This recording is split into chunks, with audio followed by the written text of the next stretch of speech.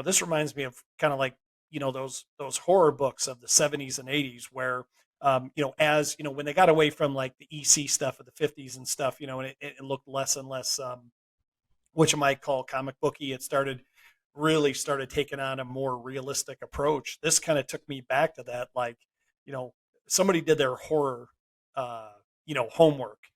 Because like Carrie said, it's like you kept reading it. You're like, how much more like intensely bloody is this going to get? Because you think of all like the horror movies have been over the years and stuff, and you're kind of like, again, it's the shock value, right? But this, it seemed to like serve the story. Like nothing seemed gratuitous. It made sense as it went along. Like it was a good narrative.